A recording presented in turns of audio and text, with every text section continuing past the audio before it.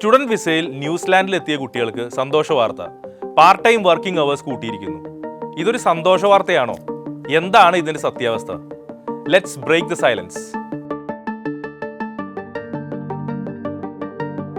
20 മണിക്കൂർ ഒരാഴ്ചയിൽ ഒരു സ്റ്റുഡൻറ്റിന് വർക്ക് ചെയ്യാം എന്നതാണ് പൊതുവായ ഒരു നിയമം. ന്യൂസിലാൻഡിലും അങ്ങനെ തന്നെ. അതാണ് 25 മണിക്കൂറായി കൂട്ടിയിട്ടുള്ളത്.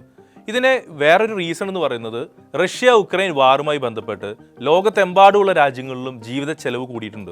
ഇത് മനസ്സിലാക്കിക്കൊണ്ടാണ് പല രാജ്യങ്ങളും അവിടേക്ക് സ്റ്റുഡൻറ്റ് വിസയിലെത്തുന്ന കുട്ടികൾക്ക് ഒരു 5 മണിക്കൂറോ 10 മണിക്കൂറോ അഡീഷണൽ വർക്ക് ചെയ്ത് ഏൺ ചെയ്യാം, ഈ ഇൻഫ്ലേഷനെ തടയിടുക എന്നതാണ് അതിൻ്റെ ലക്ഷ്യം. വിദേശത്ത് പഠിക്കാൻ പോകുന്ന മിക്ക കുട്ടികളും അവിടെ വർക്ക് ചെയ്തുകൊണ്ട് പഠിക്കാം എന്ന ബെനിഫിറ്റിനെ കാണുന്നത് ഏണിങ്സ് ഉണ്ടാക്കാം എന്ന കാഴ്ചപ്പാടിലാണ്. എന്നാൽ പഠിക്കാനായിട്ടാണ് നമ്മൾ പോയത് എന്നത് മനസ്സിലാക്കാതെ പാർട്ട് ടൈം എന്ന് എങ്ങനെ ഫുൾ ടൈം ആക്കി നമ്മൾ ഏണിങ്സ് ഉണ്ടാക്കാം എന്ന ചിന്തയിലെത്തുമ്പോൾ പലപ്പോഴും നമ്മുടെ പഠനമാണ് പാതി വഴിയിൽ വീഴ്ചേണ്ടി വരുന്നത്. കൂടുതൽ നേരം ജോലി എന്നാൽ കൂടുതൽ ശമ്പളം, അഥവാ കൂടുതൽ ഏണിങ്സ് എന്ന് പറയുമ്പോൾ കൂടുതൽ സേവിങ്സും, ഇതായിരിക്കും ചിന്താഗതി. എന്നാൽ ജീവിത നിലവാരം കൂടിയ രാജ്യങ്ങളിലേക്ക് പഠിക്കാൻ പോകുമ്പോൾ നമ്മുടെ ജീവിത ചെലവ് കണ്ടെത്താനുള്ള ഒരു ഉപാധി മാത്രമാണ് പാർട്ട് ടൈം ജോലി. ഒരു കാരണവശാലും സേവിങ്സ് ഉണ്ടാക്കുക എന്നത് പോസിബിൾ അല്ല. അതായത് കൂടുതൽ നേരം ജോലി ചെയ്യും തോറും നമ്മൾക്ക് നമ്മുടെ പഠനത്തിനെ കോംപ്രമൈസ് ചെയ്തുകൊണ്ടായിരിക്കും അത് ചെയ്യാൻ സാധിക്കുക. എങ്ങനെയെന്ന് നമുക്ക് കണക്കുകൾ കൊണ്ടൊന്ന് പരിശോധിച്ച് നോക്കാം.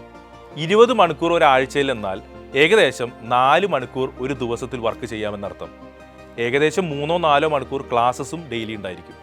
ഇതോടൊപ്പം ഒരു 3 മണിക്കൂറെങ്കിലും അസൈൻമെൻറ്റ്സിനും മറ്റു കാര്യങ്ങൾക്കും ചെലവ് ചെയ്യേണ്ടതായിട്ടും വരും. ഒപ്പം ഒരു 7 മണിക്കൂറും ഉറങ്ങിക്കഴിഞ്ഞാൽ ദിവസത്തിൽ 24 മണിക്കൂറിൽ ഓൾമോസ്റ്റ് 20 മണിക്കൂറോളം നിങ്ങൾ ചെലവ് ചെയ്ത് കഴിഞ്ഞു എന്നർത്ഥം. ഇനി ബാക്കിയുള്ള 4-5 മണിക്കൂറിൽ വേണം മറ്റെന്ത് പേഴ്സണൽ കാര്യങ്ങൾക്കുള്ള സമയവും നിങ്ങൾ കണ്ടെത്താനായി. അപ്പോൾ 20 മണിക്കൂർ ജോലി ചെയ്യുമ്പോൾ തന്നെ ഇത്രയും ടൈറ്റായിട്ടുള്ള ഒരു സ്കെഡ്യൂളിലാണ് നിങ്ങൾ പുറത്ത് ജീവിക്കുന്നത്. പിന്നെ എങ്ങനെയാണ് 25, 30, 40 മണിക്കൂർ നിങ്ങൾ പാർട്ട് ടൈം ചെയ്യുമ്പോൾ കൂടുതൽ ഏൺ ചെയ്യാമെന്നും പഠനം ഒപ്പം കൊണ്ടുപോകാമെന്നും എന്നുള്ള ചിന്താഗതികൾ എങ്ങനെ പോസിബിൾ ആകും? വിദേശത്ത് പഠിക്കാൻ പോകുന്നത് നല്ലൊരു രാജ്യത്തെ നല്ലൊരു യൂണിവേഴ്സിറ്റിയിൽ നല്ലൊരു കോഴ്സ് പഠിച്ച് നല്ല ജോലിയിൽ എൻ്റർ ചെയ്യാനാണ്. അതേസമയം എങ്ങനെ കൂടുതൽ നേരം പാർട്ട് ടൈം ചെയ്യാം, പഠിക്കുന്ന നേരത്ത് തന്നെ എങ്ങനെ കൂടുതൽ ഏൺ ചെയ്യാം എന്ന് ഒരിക്കലും ചിന്തിക്കരുത്. അത് നിങ്ങളുടെ ഫോക്കസ് മാറുന്നതായിരിക്കും.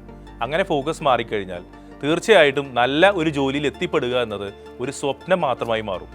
അങ്ങനെയാണ് പലപ്പോഴും വിദേശ വിദ്യാഭ്യാസം എന്ന് പറയുന്നത് പലർക്കും ഒരു കുരുക്കാവുന്നതും പല കുട്ടികളും തിരിച്ച് നാട്ടിലേക്ക് വരുന്ന സാഹചര്യം പോലും ഉണ്ടാവുന്നത് ഇത്തരത്തിലുള്ള ഫോക്കസ് മാറുമ്പോഴാണ്.